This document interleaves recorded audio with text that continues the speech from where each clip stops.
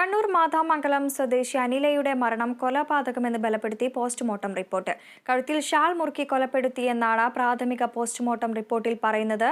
ഇപ്പോൾ വിവരങ്ങളുമായി അമൽനാഥ് പാടിച്ചാൽ ചേരുന്നു. അമൽ, അനിലയുടെ മരണം കൊലപാതകമെന്നാണ് ഇപ്പോൾ പോസ്റ്റ്മോർട്ടം റിപ്പോർട്ടിൽ പ്രാഥമികമായി വെളിപ്പെടുത്തിയിരിക്കുന്നത്.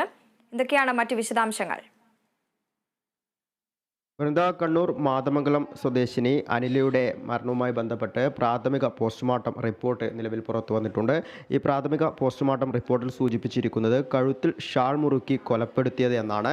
ഒപ്പം തന്നെ മുഖത്ത് ഭാരമുള്ള വസ്തു കൊണ്ട് മർദ്ദിച്ചതിന് ശേഷമുള്ള മുറിവേറ്റ പാടുകളും കണ്ടെത്തിയിട്ടുണ്ട്. അനിലയുടെ മുഖത്തും ശരീരത്തിലും മാരകമായ മുറിവുകളുണ്ടെന്നും കൊലപാതകത്തിൽ കൂടുതൽ പേർക്ക് പങ്കുള്ളതായുള്ള സംശയമുണ്ടെന്നും എന്ന രീതിയിലുള്ള കാര്യങ്ങൾ കഴിഞ്ഞ ദിവസം തന്നെ അനിലയുടെ ബന്ധുക്കൾ ആരോപിച്ചിരുന്നു. ഞായറാഴ്ച രാവിലെയോടുകൂടിയാണ് സ്വന്തം വീട്ടിൽ നിന്നും കിലോമീറ്ററുകൾ ദൂരെയുള്ള അന്നൂരിലെ വീട്ടിൽ അനിലയെ മരിച്ച നിലയിൽ കണ്ടെത്തിയത്.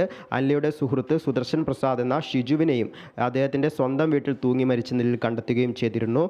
ഇവർ കഴിഞ്ഞ കുറേ നാളുകളായി അടുപ്പത്തിലായിരുന്നെന്നും പിന്നീട് ഈ ബന്ധം ഒഴിവാക്കുകയും ചെയ്തിരുന്നു എന്നും ബന്ധുക്കൾ പറയുകയുണ്ടായി. ശനിയാഴ്ച അനിലയെ കാണാത്തതിനെ തുടർന്ന് ഭർത്താവ് പെരിങ്ങോം പോലീസിൽ പരാതി നൽകിയിരുന്നു.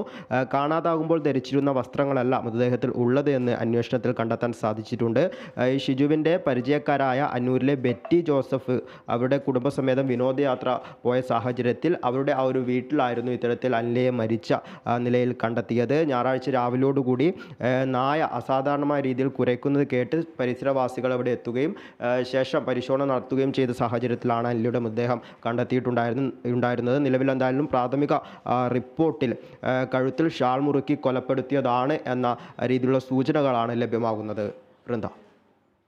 വ്യക്തമാണ്. വാർത്തയുടെ വിശദാംശങ്ങൾ നൽകുകയായിരുന്നു അമൽനാഥ് പാടിച്ചാൽ.